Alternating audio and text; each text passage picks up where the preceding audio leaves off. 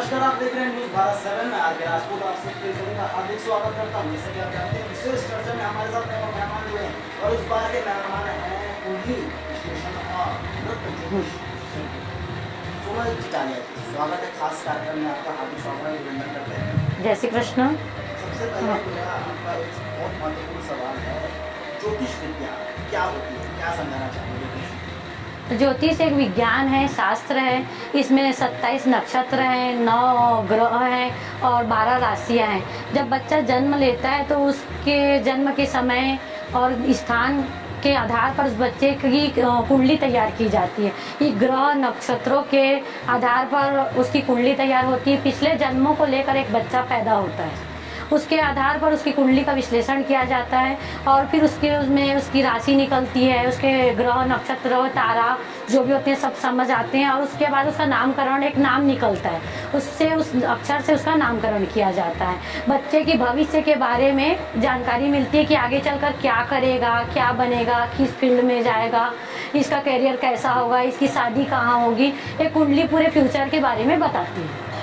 अगर हम बात करते हैं ज्योतिष विद्या की, तो उनका कार्य क्षेत्र कहाँ तक रहता है? जैसे कि हम प्रायः घर में देखते हैं कि पंडित जी को बुलाते हैं तो घर में नक्षत्र दिखाया जाता है, घर की दिशा दिखाया जाता है, तो क्या इस पर भी ऐसा ही किया जाता है? हाँ, कुंडली घर नक्शे को नहीं, वो वास्तु शास्त्र होता है। वास्तु शास्त्र में घर का ईशान कोण जैसे पूजा के लिए होता है। वास्तु ज्ञान ये बताता है कि आप किस तरफ सिर करके सोएं, आपका किचन किधर हो, आप खाना बनाते समय आपका मुंह किस साइड, किस दिशा में हो। ये छोटी छोटी बातें वास्तु विज्ञान में आती है, जिससे घर को वास्तु शास्त्र के हिसाब से घर बनाया जाता है। अगर हम बात करें घर का, तो क्या व्यावसायिक दृष्टिकोण में जब बड़े बड़े मल्टीप्लेक्स ऑफिस या एरिया में बनते हैं, तो क्या इसमें भी ज्योतिष और वास्तु कला? हाँ बिल्कुल, वास्तु शास्त्र के साथ बनाया हुआ जो भी बिल्डिंग हो, कंस्ट्रक्शन है, वो पूरा सफल होता है। कई आप बड़ी बड़ी बिल्डिंग देखते होंगे, होटलें होती हैं, कई शोरूम होते हैं कि कितने करोड़ों रुपए खर्च कर लेते हैं, माल भी रहता है पर उस दुकानों में बिक्री नहीं होती है क्योंकि वो वास्तु के हिसाब से गलत होता है। बड़ी बड़ी सोसाइटियाँ भी होती हैं जो वो यहाँ के बिल्डर बेच नहीं पाते बिल्डिंग, तो उसमें क्या है, वो वास्तु के हिसाब से सही नहीं रहता। वास्तु दोष होने के कारण वो बिल्डिंग फेल हो जाती है, कोई सिर्फ वास्तु दोष के कारण। जैसे जैसे उनका मतलब पानी की जो टैंक की दिशा है वो देखना होता है, किचन की दिशा देखा जाता है, टॉयलेट कहाँ होना चाहिए, ये सब वास्तु विज्ञान में आता है, वास्तुशास्त्र में। उसके आधार पर एक आर्किटेक्ट लोग और वास्तु विज्ञान वाले नक्शा तैयार करते हैं। उसके हिसाब से आप अगर घर, ऑफिस, दुकान कुछ भी बनाएं तो आपका अच्छा चलता है। हमें जानकारी मिली कि आप काफ़ी वर्षों से इस कार्य को कर रही हैं, कितने साल हो गए? मुझे इस फील्ड में 10 वर्ष हो गए। 10 वर्ष में कभी आपको ऐसा लगा कि कहीं ना कहीं बात निकल के आया कि वास्तु दोष और ज्योतिष विद्या को लोग क्यों मानते हैं, कारण क्या है, और कहीं ना कहीं ये भी एक सवाल उठ जाता है कि नहीं, इसे नहीं मानना चाहिए, ऐसा भी उदाहरण के लिए भांति भांति प्रकार के लोग हैं। हाँ नहीं, तो देखो सब सोच तो दोनों वाले रहते हैं, किसी की सोच अच्छी होती है, किसी की नहीं होती। किसी एक गिलास में आधा पानी होता है तो किसी को आधा गिलास भरा हुआ दिखता है, किसी को आधा खाली दिखता है। सोच अपनी है कि उनको भरा दिख रहा है कि खाली दिख रहा है। कभी भी कोई भी चीज़ के सकारात्मक पहलू भी होते हैं, नकारात्मक पहलू भी होते हैं, पर ये मैं नहीं कह सकती कि 100% सच, 99% सच। राधेश्याम मूवी में आपने देखा होगा, दिखाया गया 1% कर्म अपने भाग्य बदलते हैं। आप अच्छे कर्म करेंगे, पुण्य करेंगे, आपकी कुंडली में जो दोष हैं उसके उपाय करेंगे तो आपको उसकी अच्छाई मिलेगी, बेनिफिट मिलेगी और आपके जो दुर्भाग्य को सौभाग्य में बदला जा सकता है। जनरली सवाल पूछना चाहता हूँ, जैसे कि हम कभी आपस में बैठते हैं या पंडित के मंदिर जाते हैं, तो ये प्रायः कहा जाता है कि आपका चंद्रमा ऊपर है, तारे नीचे, आपके तारे कमजोर है। ये चीज़ क्या है? ये ग्रह नक्षत्र हैं। आपको मैंने पहले ही बताया कि इसमें 27 नक्षत्र होते हैं, 9 ग्रह होते हैं, 12 राशियाँ होती है। उसमें आपकी राशि, आपकी कुंडली बताती है कि आपका समय अभी कैसा चल रहा है। कभी शनि, कभी आपको बोलते होंगे कि हर समय आपका काम बिगड़ता है, घर में नुकसान होता है, तो अपन बोलते हैं आपको शनि लग गया है, राहु लग गया है। जो अढ़ैया शनि होता है, 7.5 शनि होता है, राहु के दोष होते हैं, उसके कारण जीवन में बहुत सी परेशानियाँ आती हैं। उसी को ये बोलते हैं कि आपके ग्रह नक्षत्र तारे अच्छे नहीं चल रहे हैं। ये आपकी कुंडली डिपेंड करती है कि अभी कैसी है कुंडली। आपके समय के हिसाब से, हर इंसान की एक पर्सनल कुंडली होती है, उनके समय के हिसाब से बनाई जाती है ना। कुंडली तो अपने कर्म के हिसाब से हर महीने, हर साल, जैसे आपके रोज वो आते हैं राशि फल तो बदलते हैं, पर आप सब कोई को राशि फल एक जैसा नहीं होता। राम और रावण की भी राशि सेम है, पर राम का कर्म अलग है, रावण के कर्म अलग है। आप ये नहीं कह सकते कंस और कृष्ण भी एक ही राशि के, पर दोनों के कर्म अलग है तो दोनों के भाग्य भी अलग है। अगर ये कहना चाहे तो कर्म इंसान का कर्म भी उसकी कुंडली का भाग्य बदलते हैं। हाँ अगर आपके कर्म अच्छे रहे तो आपकी हाँ कुंडली भी अच्छी अच्छी, रहेगी। हाँ बस। एक बात ये भी है कि शादियों में मांगलिक और अमांगलिक हाँ। ये चीजें बहुत चलती हैं, खासकर छत्तीसगढ़ में तो। हाँ तो क्या मांगलिक पैदा किसी लड़की या लड़के को गुनाह है? नहीं, ये गुनाह नहीं है, ये तो अपने पुराने जन्म के हिसाब से कुंडली बनती है। मांगलिक होना कोई बुरी बात नहीं, मंगल कभी किसी का अमंगल नहीं कर सकता। ये हर चीज़ का एक उपाय होता है। मांगलिक की पूजा होती है, मंगल से शादी होती है। हाँ, नॉन मांगलिक से नहीं होती है, मांगलिक की मांगलिक से ही शादी होगी।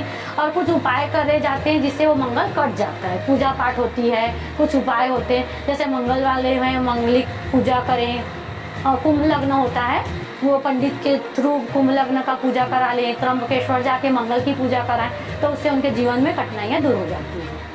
ज्योतिष विद्या से हटकर दूसरी बात करते हैं तो मैम, अगर आप अपने व्यक्तिगत जीवन के बारे में बताएं तो कैसे आपको लगा कि मुझे ये काम को करना चाहिए, कब इस चीज़ का अनुभव हुआ? ये मुझे गॉड गिफ्ट समझ जाओ। मैं ये मेरे दादाजी देखते थे, तो उसके बाद मैं बचपन से ही कुछ देखना पढ़ना शुरू कर दी। धीरे धीरे मैं इसी में 10th क्लास में थी, तब से मैं उनकी बुक पढ़ा करती थी।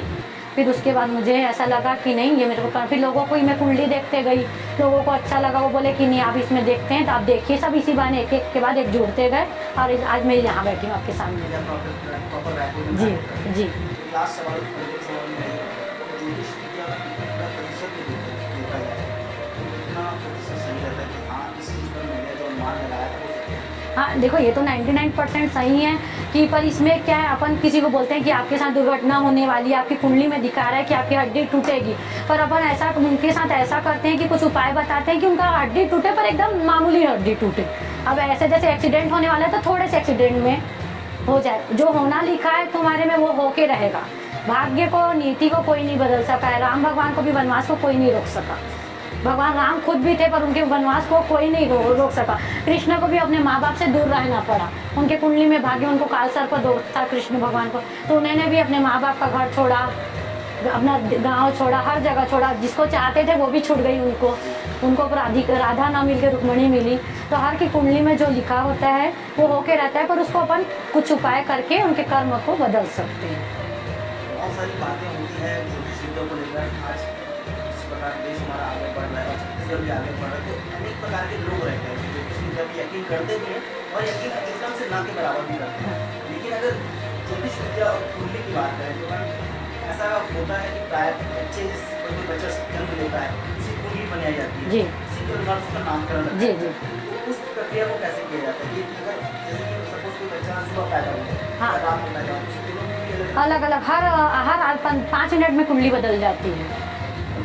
हाँ, जैसे कुंडली बच्चा 12 बजे हुआ है तो डॉक्टर लोग बर्थ सर्टिफिकेट में उसका दे देते हैं कि ये बच्चा इतने बज के इतने मिनट में हुआ है, कहाँ हुआ और कितने समय हुआ, उसके आधार पे उसकी कुंडली बनाई जाती है। हाँ, फिर आप जैसे ही उसकी कुंडली बनाएंगे तो उसमें आ जाएगा कि बच्चा कौन से राशि में पैदा हुआ है और इसका नाम किस अक्षर से रखा जाए। अक्षर का बहुत महत्व रहता है। हाँ, नहीं, न्यूमरोलॉजी है और इसमें आता है नाम का बहुत महत्व है जीवन में। अगर आपका नाम कुंडली के हिसाब से नहीं रखा गया है तो आपको उसको, अगर दूसरा नाम है तो दूसरे नक्षत्र और राशि का है तो आपकी कुंडली में 2 राशि इफेक्ट करेंगी आगे चल के। एक तो आपकी जन्म राशि और दूसरी आप जो प्रचलित आपका नाम है उससे। तो कभी क्या होता है, आपकी कुंडली अच्छी है पर आपका नाम जो प्रचलित हो गया है उसमें दुख आ गया तो आपको झेलना पड़ेगा। इसलिए एक ही कुंडली का एक ही नाम रखना चाहिए, कि इसलिए तो बच्चे का बोलते हैं ना कि पंडित को बुलाया जाता है, कि नामकरण विधि कराई जाती है। हिंदू समाज में नामकरण की विधि होती है तो उसी के आधार पर होती है। पंडित आता है, नामकरण निकालता है कि आपके बच्चे का नाम ये रखा जाए। हाँ, सारी चीजें होती हैं। हाँ, इंसान अंगूठी पहनता है, जी, मन को शांत करने, जी जी, हाँ, व्यवहारिक जीवन को संग करने, हाँ, घर को सुख समृद्धि लाने जी, ये भी क्या कारगर सिद्ध जरूर। इसमें क्या है कि अपने जीवन कुंडली के आधार पर अपने एक भाग्य रत्न होता है, जीवन रत्न होता है और कारक रत्न होता है। 3 रत्न होते हैं जो जिसकी कुंडली उसको बताया जाता है कि आप जैसे किसी के में बुध नीच का है तो पन्ना पहनो, शनि का है तो नीलम पहनो। ऐसे उनके कुंडली के आधार पर, गुरु खराब है तो फिर पुखराज पहनाया जाता है। कुंडली के आधार पर यह तय किया जाता है कि आपको कौन सा रत्न सही होगा जो आपके फ्यूचर को अच्छा बनाएगा। मैं भी भरोसा करता हूँ, मैंने भी यहाँ पहना है। हाँ, और आपने मूंगा पहना है। ऐसा आपके मन में विचार चलता है तो उनका इनसे बात कर सकते हैं नाम से और इनसे मिल भी सकते हैं ऑनलाइन लेकर। बिल्कुल आपको हर चीज़ को बताएंगे और कीमती समय दिया आपको वीडियो शुरू होगी, उसके लिए बहुत बहुत धन्यवाद करता हूँ आपको। आप सभी को भारत 7